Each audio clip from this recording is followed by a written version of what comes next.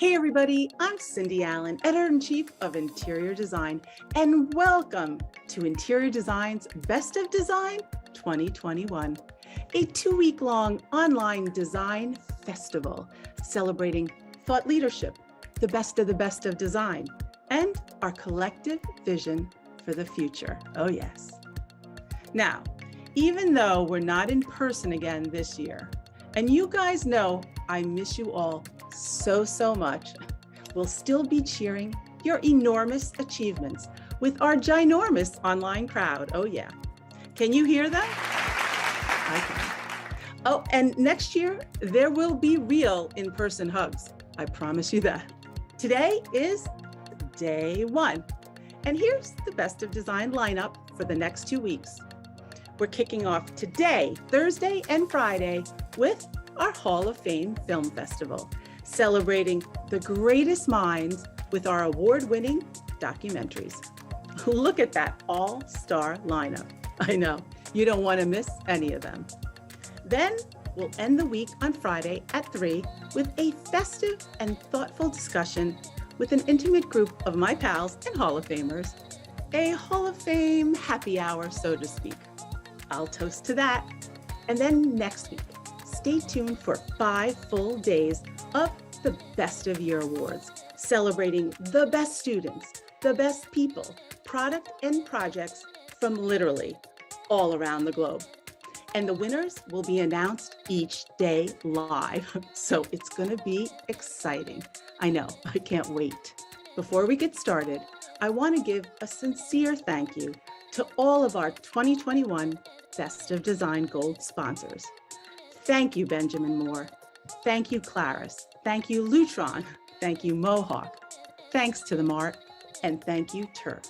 Now, speaking of Turf, everyone knows I love a good accessory, and that includes a fabulous acoustic felt backdrop like this one. And you'll be seeing lots of backdrop changes. Over and over, Turf and their super R&D team have proven to be amazing collaborators, great creatives, and good friends. So when you want to design something custom for your next project, just go to Turf. This red beauty is called Mayan, and it was an experimentation using layers. Yep, if you can dream it, or even dream it with them, they can make it happen. Thanks, Turf. Are you ready? Drum roll, please. Get out your popcorn. Hall of Fame Day 1, let's go.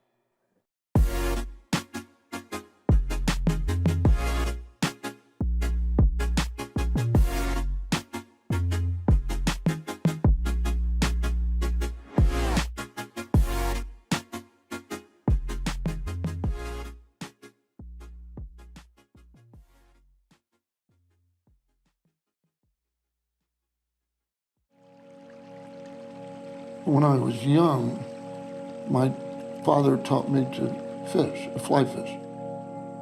When you're along that stream, you'd be sensing the breezes. The light would be changing. You can smell a stream.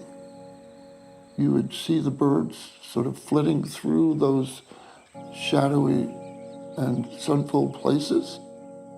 You'd learn to know where the fish were, which requires a kind of empathy. And that's emotionally very powerful. And then you begin to find people interesting, and you empathize with them. And I think, in some respects, that makes for a much more satisfying world. We're taking this drive here. Get here, we pass the small barns, we go up the path. My heart started beating fast. There it was, nestled in the trees, almost hidden. I was like, oh my God, we're here. Giving that kind of emotion to the buildings, not everybody does that. No. I think whether it's a small building or a large, often, among other things, it's how you go from here to there. Whether you're doing an Apple store or High Meadow, you're dealing with people's spirit and their sense of place, but Often it's how you discover things. So who inspired that in you? So I was very interested in looking at primitive buildings, whether they be in Africa or the Gobi Desert. You begin to see the connections between all those things, and extraordinarily beautiful, admirable things that people made. You know, we've done a number of buildings where we used heavy timber and monster boulders. Oh, yeah. And then the great challenge is within modernism, how do you use those materials just right?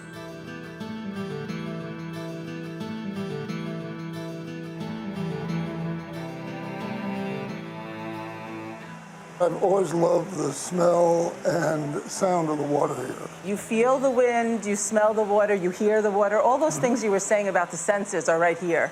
So this bridge brings us across the stream and then puts us behind the building. And then you move into the building. And it's typical, right, you know, thinking of the sequence, and you discover the place.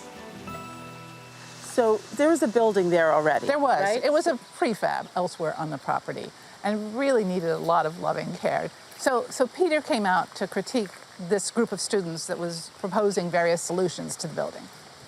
And I listened to how he described what he thought was needed. I just said, Peter, you have to do this for us.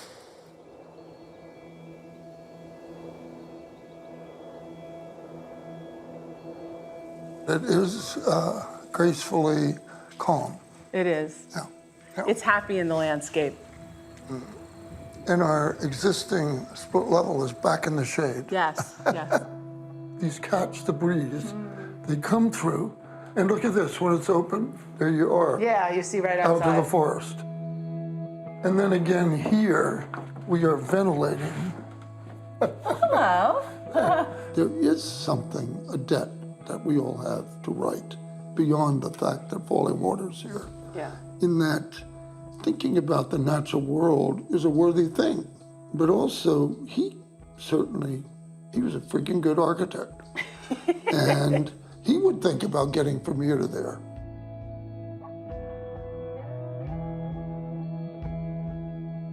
If you catch people when they're young, you have a better chance of making their life richer later, but also of having a greater effect on the society. We've been doing playgrounds since the beginning of our careers. I love that. Which is 52 years now. We've been doing buildings like for the Girl Scouts. Girl Scouts? For cooking money. We're doing another camp for disadvantaged children. And so we thought, well, we're going to find tires here on site and in the Delaware River. We built a wall of rubber tires. Those children will remember that. When I was in Cranbrook, I was worried that some things I was doing were too mannered. And so I started to try to draw like a child. And then you'd find out the connection between your hand and that material. Were you always a creative kid? Were you always a sensitive kid? I drew a lot. My dad drew. But I think my mom was particularly sensitive. Everything she did was beautiful. You were like many architects, young architects, right? You design your parents' house, my right? first job. Yeah. I think it was sort of an inevitable thing. From the beginning, doing small things has taught us to make places that are more comfortable for people. Yeah. I mean, Steve chose us for Pixar, and he said that it was because we did very good large buildings, but we also did great houses.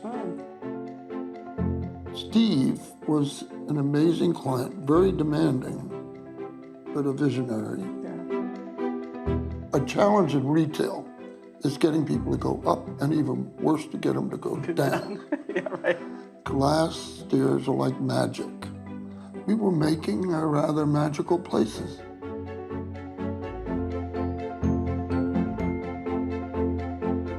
The challenges keep changing. I think a common denominator is people. It seems like it's a fun journey for you. It seems like you're having a good time. Most of the time. And the truth is, why would you do it otherwise? I don't think you just come naturally with it all, but you're searching for what is potent and feels right. And if you're not searching, that's too bad, right? You should be searching.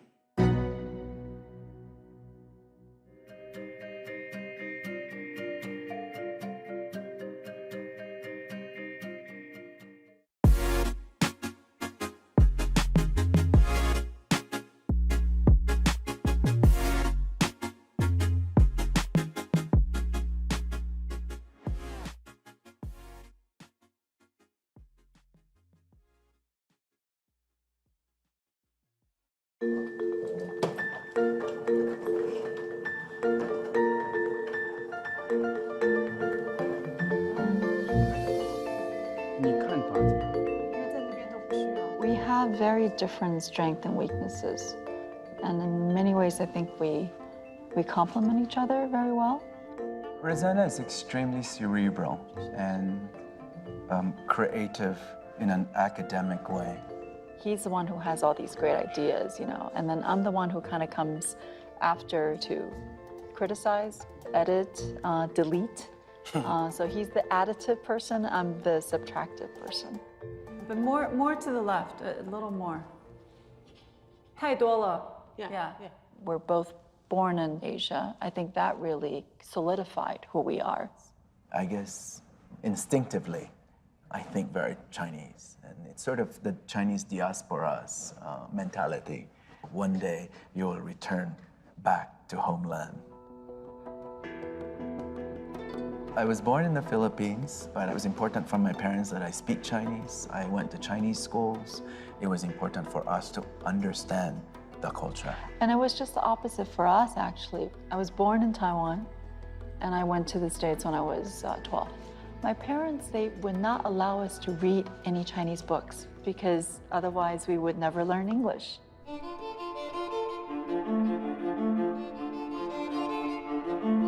And so the question of identity is just so important for us in our work.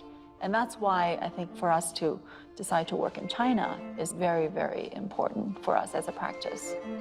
We were both very critical about China, the bad construction, you know, how people don't really understand culture, all the copying. And we thought this would be a perfect opportunity for us to do something in China that the Chinese can be proud of.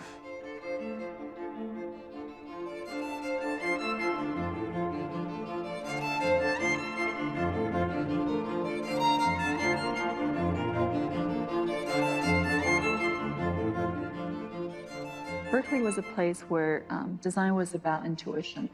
And that's when we first learned about Barragan. And I think his type of architecture and the poetics of his space and experience. He used the word oracle, you know, beauty is the oracle that speaks to us all. And it's just something that's magical. You can't put your hand on it. But it's also something that's universal. It speaks to everyone. And I just thought it's a very interesting tying together to where we are today. There's this show in Mexico City, and we're doing a show, you know, within Barragan's world. So the exhibit tells a story. It's not really an exhibit only on architecture. It's really all about emotions. Basically, we have Luis Barragan on one side and Neri&Hu on the other side of the tunnel. For us, it's an incredible opportunity to have these two practices and dialogues in a way. Neri&Hu being a very interdisciplinary practice, which is pretty much what Luis Barragan was at his time. They designed everything from teacups to buildings.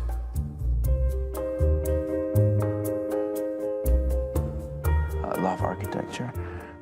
It allowed me to really use drawing and making models and expression of what I feel and what I was thinking at that time.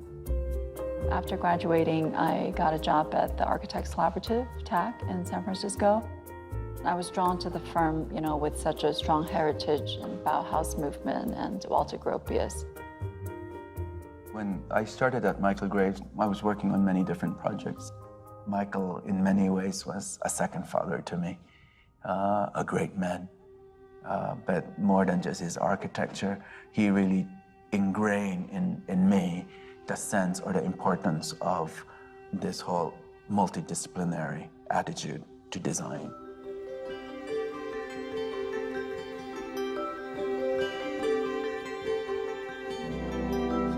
And I traveled to Asia quite a bit. And we have this project in China. So originally, the idea was for me to be there for 6 weeks. And I said, that's a long time. And I So said no. I said, we'll do that if the owner agreed that my whole family moves to Shanghai for 6 weeks. We were in Shanghai for 6 weeks, and SARS hit. We could not come back to the US. 6 weeks became 3 months. 3 months became 6 months. 6 months became a year. And then I realized that, wow, this is interesting. There's this opportunity, there's this energy to really understand all aspects of design. There's no design museum in China. I mean, even until now, any modern product that you can think of, you can't really see it. So we thought having a store would really help that front. And so we said, maybe we create this platform where we bring the best products and also nurture local talents and hopefully bring the best of China one day to give back to the world. And what was it called? And now it's called Design Republic.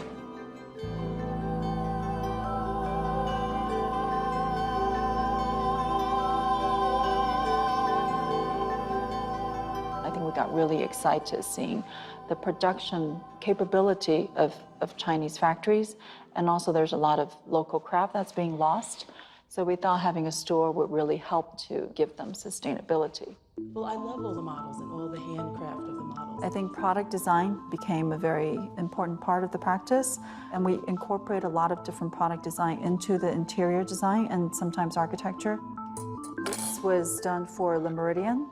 So we wanted to have a modern interpretation of a traditional theme. We conceptualized this as an opium bed, but made it like a functional sofa. First 3 years, actually, Rossana and I, we concentrated on Product design. It was only after a year that we started doing interior, a very small project, you know. It was a yoga studio. We had no budget to it. I remember using plywood and The cheapest material. cheapest material, and a month later we had 12 magazines. This project has gotten us close to 70 awards, and the award fees was higher than our design fees.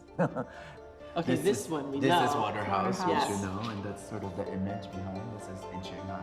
I think that the key point that we like to explore in a lot of different projects is the idea of culture and the place of culture in architecture.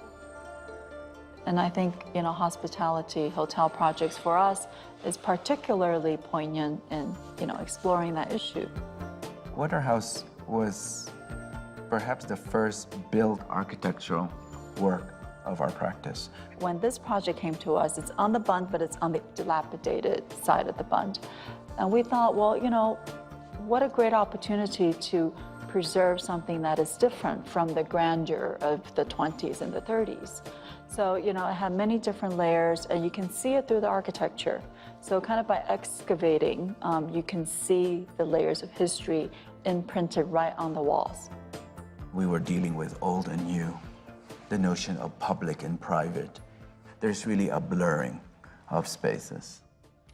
You know, when you work on a reconstruction project, you often make decisions when you're on site because people rip open something and then you see a ceiling that you didn't realize it was there, or you see a wall that's not expected, and you decide right there and then that you just want to keep this wall. We want to preserve parts of history that may not seem worthy to the government, but I think is also a record and a part of the memory of the common people that needs to be preserved. Pamper came and approached us, their first store and office in China. What we did was we recreated a house. So a Shanghai house in camper, or perhaps camper house in China. You know, of course, it's questionable what architecture is, what design is. It's not a simple, you know, art form, but in some ways, it's also a way we express ourselves. We're a conceptually driven practice. The concept is very strong. Our practice right now, we have 90 people working on around 22 projects. In different stages. Different parts of the world. It's an interesting journey to have study in the US and to have practice for more than 10 years in US firms, and then having worked in many different places in the world. To come back to the US and practice, I think it would be really interesting to see, you know, how those years would have changed us.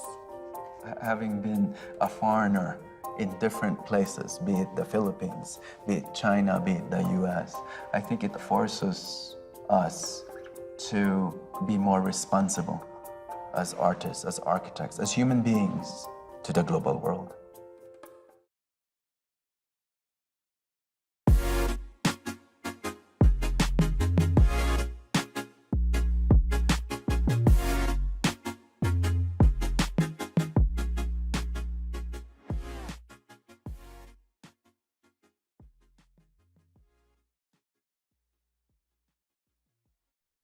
I distinctly remember being maybe in my late 20s and making a presentation to a huge corporation where the chairman that day was on the cover of Business Week. It was American Express, and he said to me, you know, this is perfect. It's exactly what I want. It was the first time I really thought about the fact I'd never even questioned whether or not this was something I wanted to do. And so it was probably the choice was succeed at this or be homeless, you know.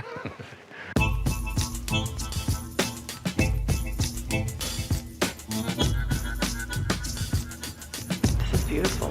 Thank you. They got a bunch of popsicle sticks, you know, the little sticks, and they built one, and they brought a flashlight in.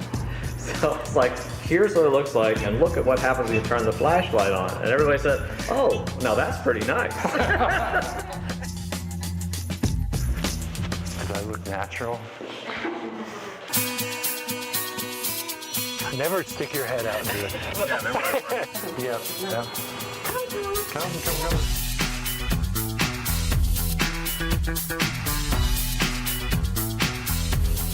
Is that yours?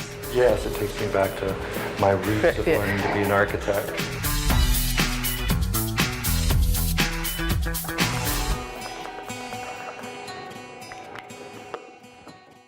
This is the project I talked about. That it was the first one I worked on at SOM. My first job was at SOM, and we were working on the Gordon Bunshaft's last project. He had already retired. So we worked on the exterior of the building. It wrapped into the interior of the building, and then we just kept working on the different floors. There was a great value put on individual design. It was just a terrific introduction, you know, which really led to go to Swanky and work on the American Express headquarters. It was 2.5 million square feet coming out of the ground at the World Financial Center. All that was a blank slate. It was the first time I realized I could have an interior that influenced the building. It was in the early 80s, and we had just become accepted that the computer was going to be a part of everybody's workspace. It was becoming clear that they also wanted to talk about the future.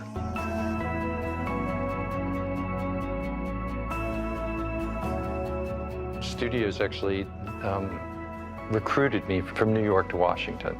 They heard about me and that I was interested in coming here, and Studios had 20 people then. So I joined in 1989. January 1st, 1989 was my first day at Studios. All of a sudden I was going from these very large organizations, and I realized it was a little bit like a design problem. Here was this new thing that I could mold and shape and grow. We were very lucky to work with these, again, entrepreneurs at the beginning of our business. So you got to hear directly from Steve Jobs what his vision was for the future. And I found that it was a great inspiration, not only for their projects, but how to build our own business, and things that I learned about it that that I probably never would have learned in architecture school. Like the hallmark of a great business is not how you make it through a downturn, but how you take advantage of an upturn. How do you organize that? It's not considered rocket science now, but then most firms were organized around different sort of skills within the office. There was a design department and there was probably a production department. We thought that the best way for us to organize was with teams of people that would follow it from the beginning to the end, who could be involved in the sales, could be involved in the ideation, could be involved in the programming, could do the drawings, and then would love to get the sawdust on their shoes. It's a culture where you can absolutely achieve anything you want to do and put energy into. So you need to have a team that in fact thrives on that. The idea that they're working on something they've never done before, they get to explore something they've never seen or built before. So we build a culture around that. It's the thing that makes me most excited about coming to work every single day is that I get to interact with the best talent I've ever worked with in my entire career.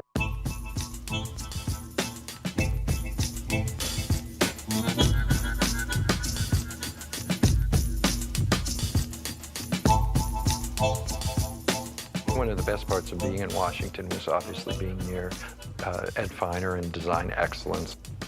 We've been very lucky to be able to participate in the Workplace 2020 program, which is probably some of the best research on how people actually use office space and what matters to them, because the government can't give people more money. So clients now are interested in how do you make it a great place for people.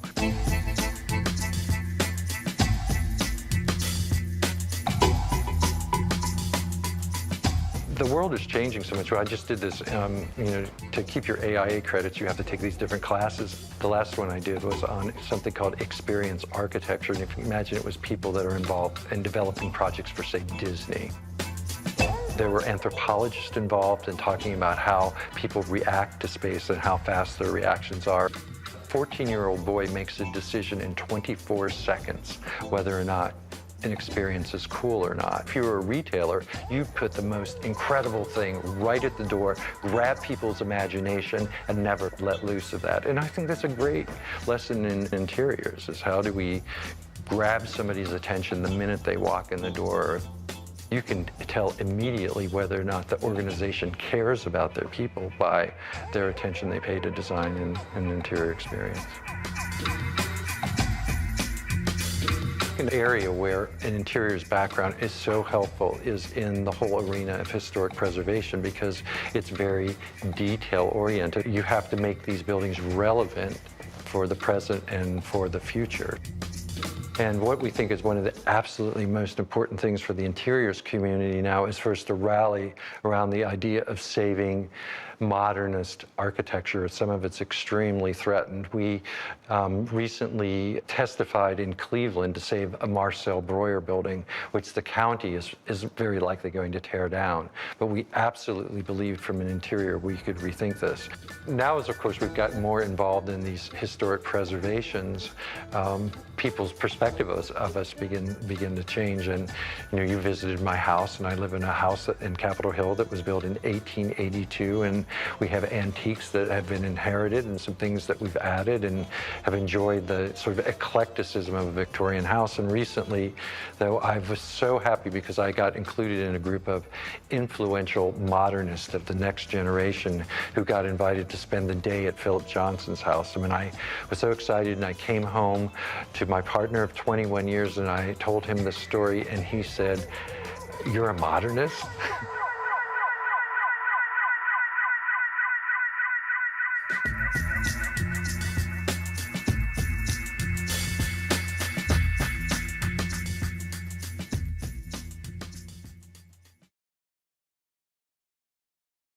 You ready for more inspiration? I know I am. Here we go.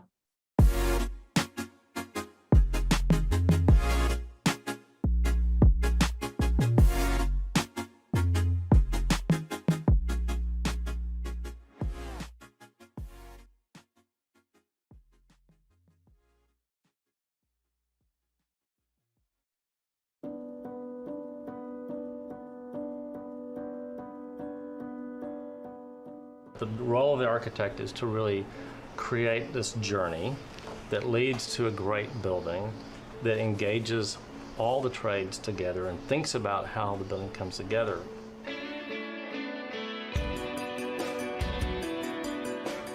What you're doing is you're creating long-lasting bones that you will love even when the roof is gone. The shapes are right, makes sense for the place. It adds to the landscape. What we love is seeing these buildings that are intrinsically of their place.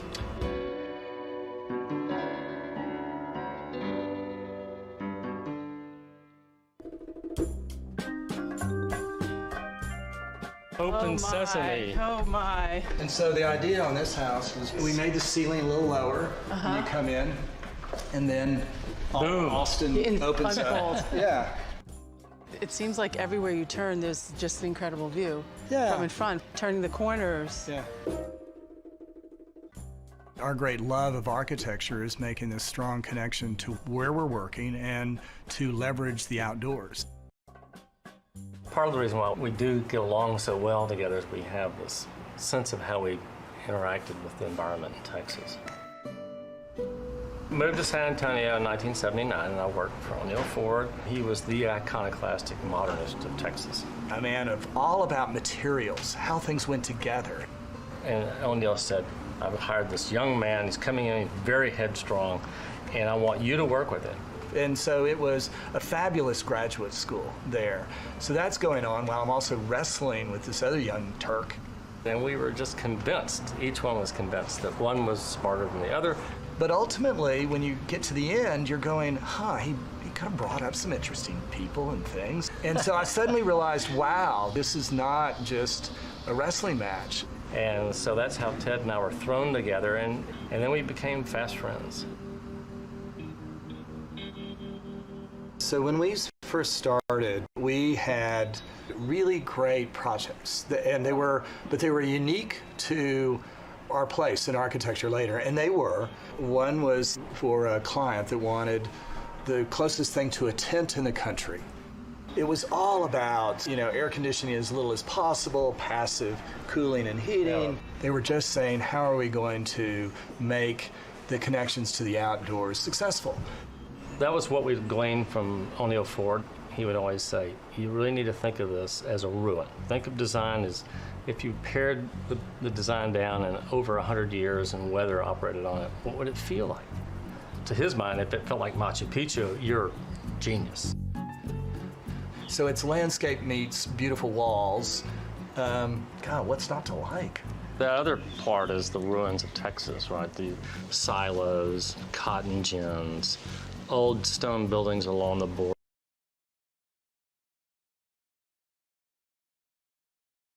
Where the world champion Spurs play, not because they're a good team, but it's the building. Tell me what this used to be. This was hell on South Congress is where this was. The entire site was asphalt. You'd pull right into these little garage spaces, and so it's a classic kind of highway motor court. And actually where the car used to be is now the kind of the living space for the room. Everyone has their own little private exterior space. We had a really low budget for this project, so we left as much as we could. Yeah, and at the time when we were doing this, there were not these opportunities to stay in Austin and be in a garden setting. Now it's overgrown completely. Oh, I love this place. So thank you. It's heaven on earth. It really is. Heaven on earth. In all of our work, we're contrasting permanence and opacity of a wall versus the technology of steel and glass and lightness. So you walk past the screen, and all of a sudden, we're in a tent. We're in a tent. What? Well, we found this old sketch, and it was what they imagined to be the very first sanctuary, which was a nomadic tent. The idea of making a light tent shape, then sitting on just these heavy stone walls really, really resonated with us. And then the crazy flying saucers. Those are unbelievable. There are aluminum leaf reflectors for sound. This is Central Texas limestone. This is it. Yeah. No, we always build within the means of the craft defined by the region. But it seems to me you really, really know the land, that it has all these different variables, and you understand that so well. Growing up in Austin was all about being in the water. I mean, we used to take our canoes down the Guadalupe and Devil's River and the Rio Grande River. Because we love the flow of the river, and your perception of the environment as you go down a river is so radically different. I grew up on the coast in Corpus, and we had a sailboat, and we would sail every weekend. You have to weather this weather here, and you have to really think about how to make the outdoors work for you. Sort of encourage people to connect with the landscape, open up your windows, don't be closed in, and that's the type of buildings we create, and we understand the climates we build in. We just finished construction of what we hope to be the first living building in Texas. Generates all its own energy on site, creates a zero toxin environment. It really fits with the landscape in a way that most buildings don't.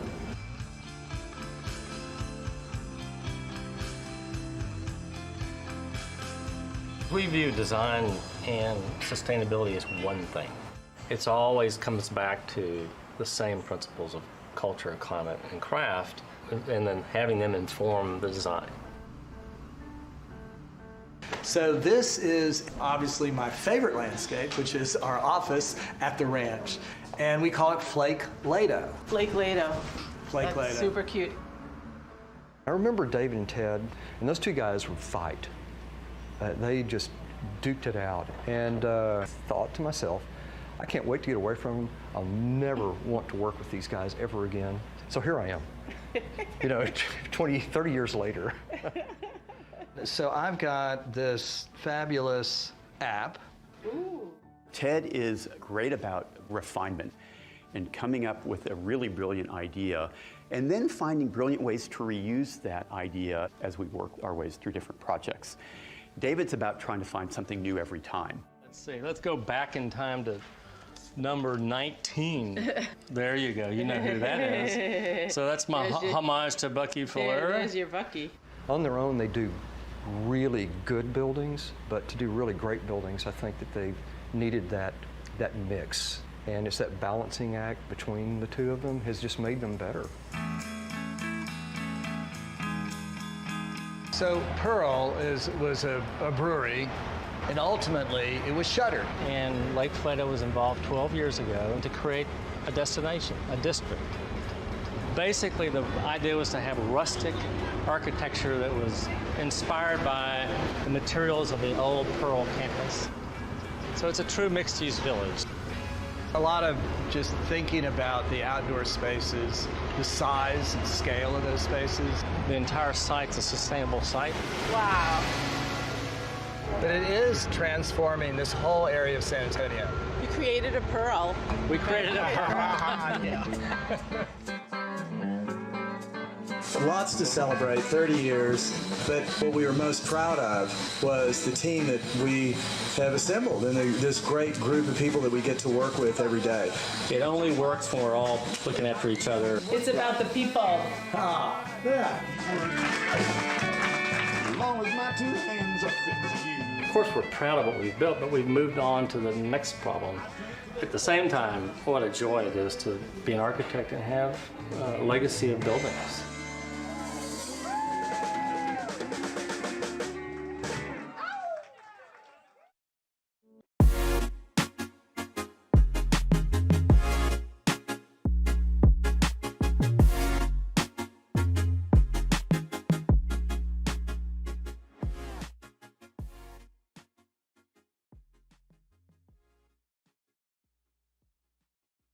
Non mi piace niente la lampada, perché se togliamo questa parte qua diventa dritta. My life and work there is a continuous. I had Sofia 6 years ago. Bella questa matita. And a certain moment I saw her the other day in home. She was doing the parodie, the parodia of the designer. Allora noi gli possiamo rimettere la parte. I can change it. No, but I can do it for you. But they just don't listen. I got it in the phone, that moment, because they are magical moments you get from them. Then me, I'm a big fighter. Till I was 12 years old, I began to say, I'm gonna be an architect. You know, this kind of a little bit boring child that is, knows what he wants. My father is a Basque, and he is the sensible side in my family. My mother was the logical one. No? Is a very tough and clever woman. She was always saying to us, we have to move a little bit like the white rabbit. What added to my life to choose to live in Milano. I began studying the big A of architecture, and Castiglione helped me to focus on the little D of design. We are here in the showroom de Padova. For me, it's the place where I learned more or less everything, and it's been nice the last years to continue doing things with them, as the collection of those tables, or this collection of chairs. No, the idea was to work in an essential way. Obviously, it's always working with molds, but giving to the pieces this very simplified language. When I began to work, I wanted only to work with Magistretti. And I found the way because Maddalena de Padova was really close to him. And they said, well, you make me work, I don't know, I clean the shop, I do anything, but I want to be nearby them. And after 1 month, Maddalena said to me, what do you want to do? Because I can't effort anymore with you in the shop. And so I want to go upstairs, in the ufficio tecnico, in the technical office, and help Magistretti.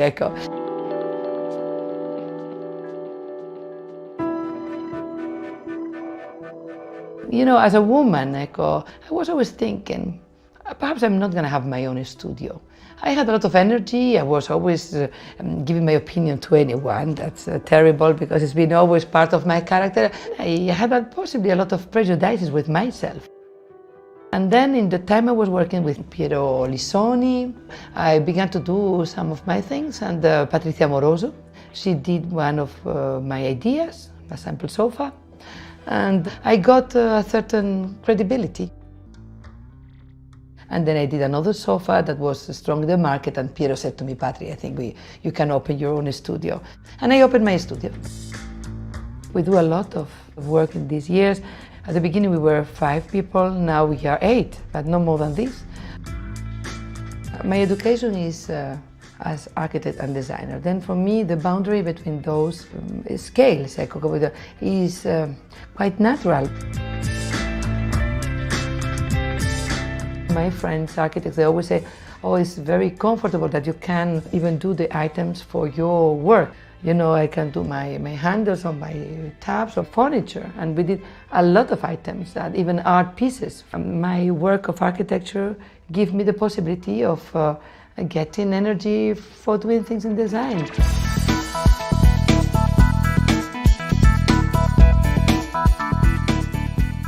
Mandarin Oriental for me was the first complex project I've done with my studio. It took 4 years.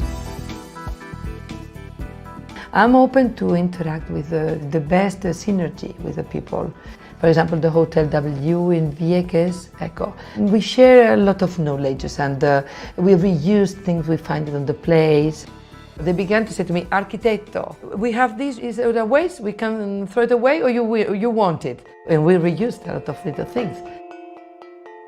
Me, I like a lot installations. You have to do a lot with temporal elements, not only spatial ones, and everything must be done with a lightness because it's going to be done only for a short time. You know, we are doing now an exhibition about time. The name is O'Clock. Me, I'm doing the installation more as an architect, in this case, for the Triennale of Milano.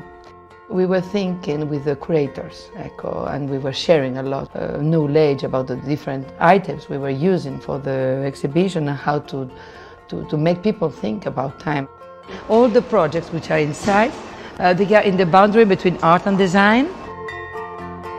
We were doing an inquiry more about lived moments and not thinking only about time in a chronological way, you know, as a quantity.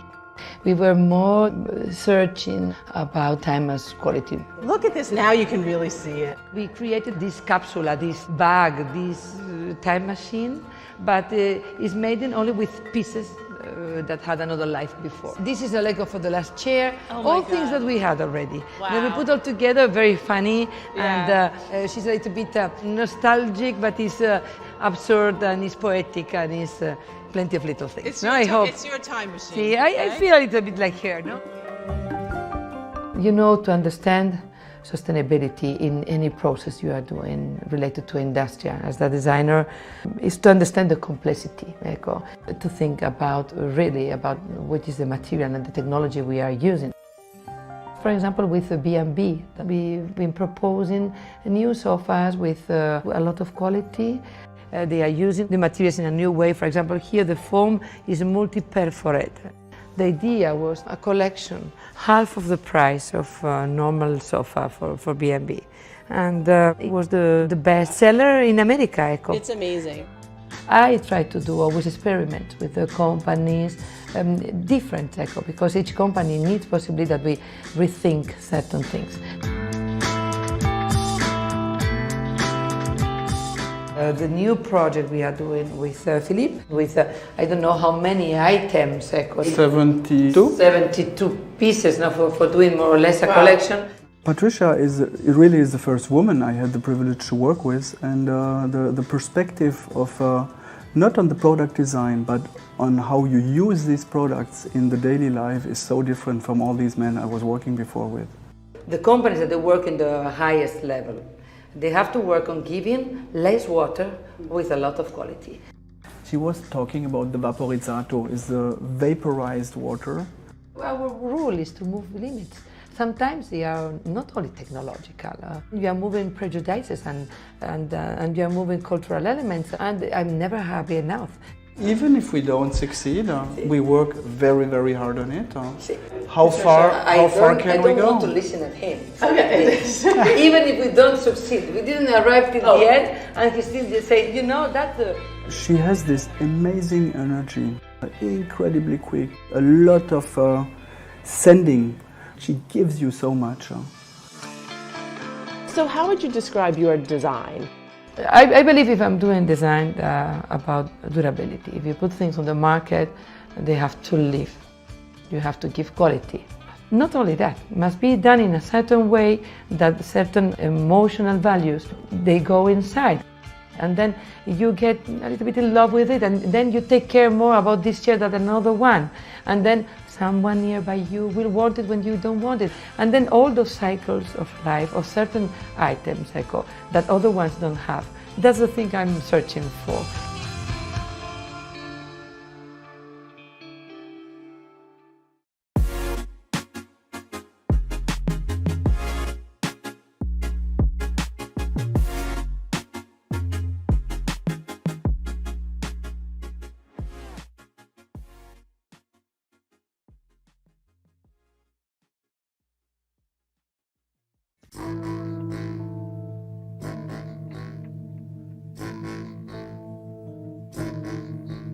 A stick, a stone, it's the end of the road.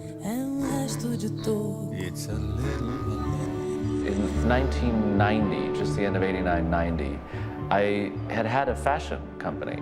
I manufactured and produced clothing, which is the thing that led me to sort of Italy, because we produced there for the last 10 years. And I sort of fell in love with the manufacturing process.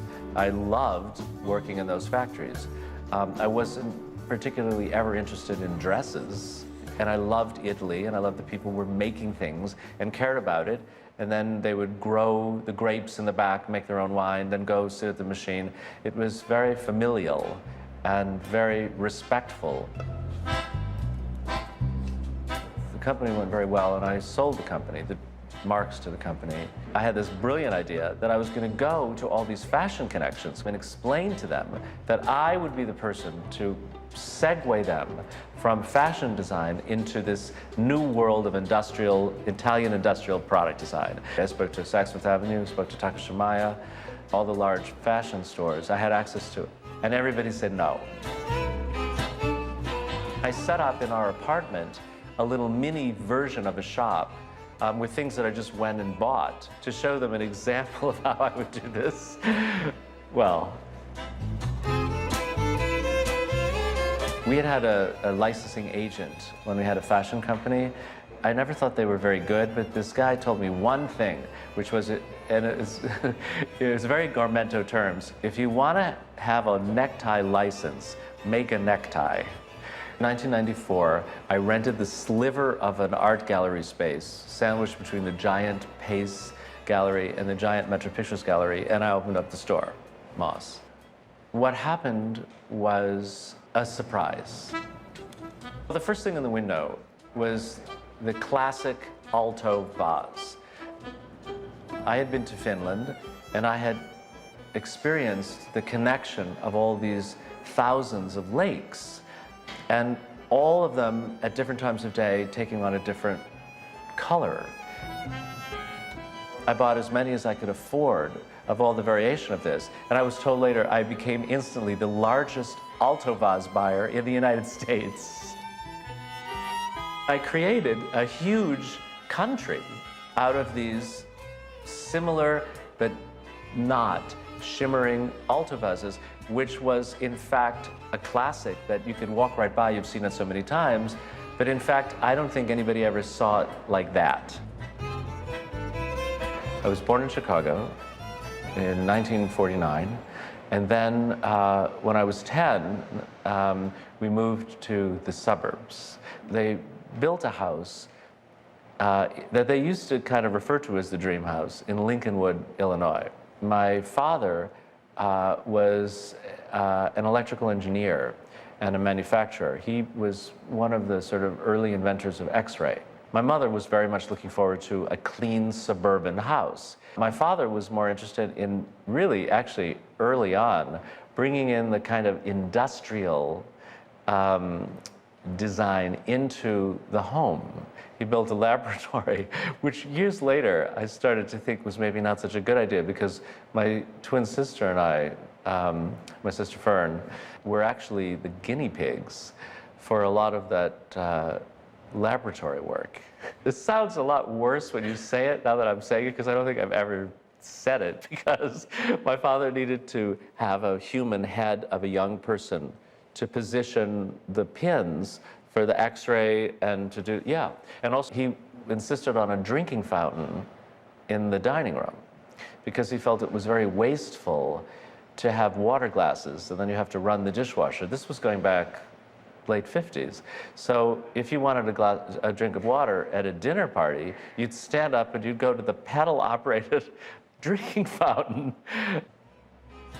And my mother must have struck a deal with him. She hired a decorater who rose to the occasion. For example, the drinking fountain, he put into a little grove of kumquat trees. Okay.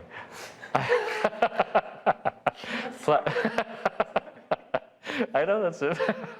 I know it sounds... But it worked.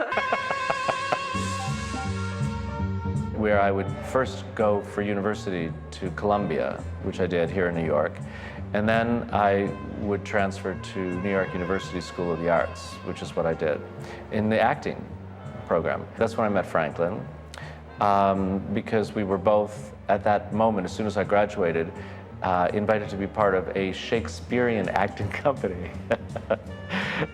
And then came back to New York after that experience and pursued acting careers. I must say at this point I was much better than Franklin. We might have to get him in the room too.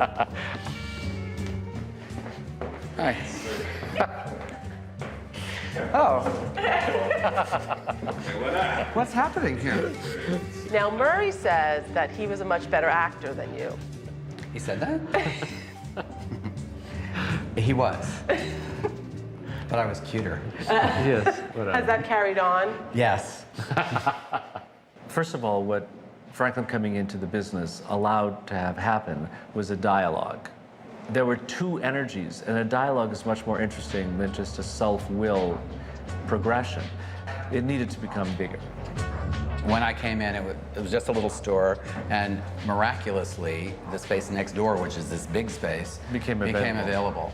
So the expansion was just kind of inevitable and logical. Shaping the business was really what I wanted to do.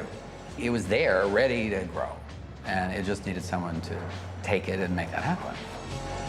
We decided, since that's sort of what I did, that I would join the business and take over running the business part. It took some adjustment. I mean, it was over time. Well, here was the adjustment. The first thing that happened was I was completely demoted.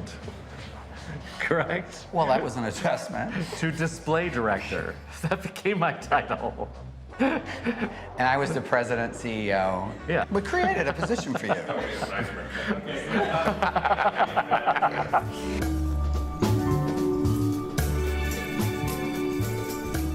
95, 96, we did an exhibition of drogue design before it was available commercially, where it was still just an exhibition, like Memphis is a sort of exhibition. And nothing was available for sale.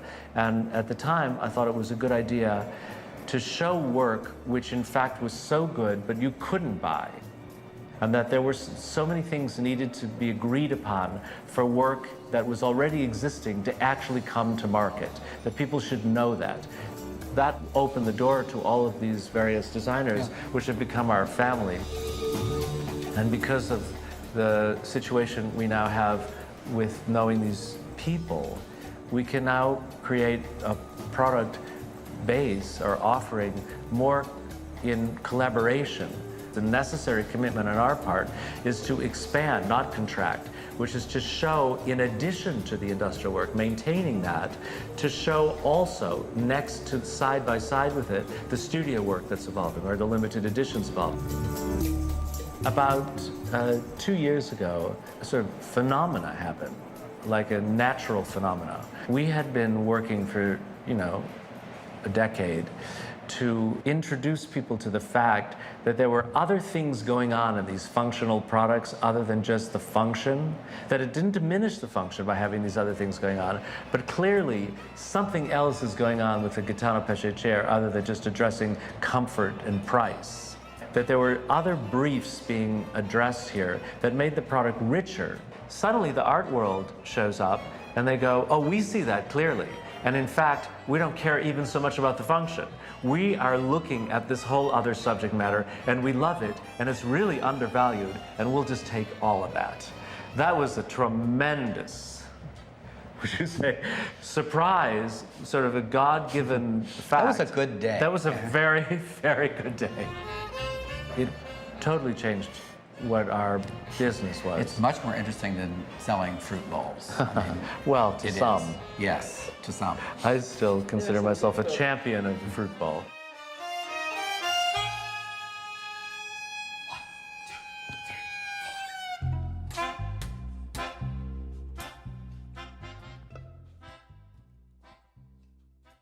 And that's a wrap. See you tomorrow for day 2 of Best of Design.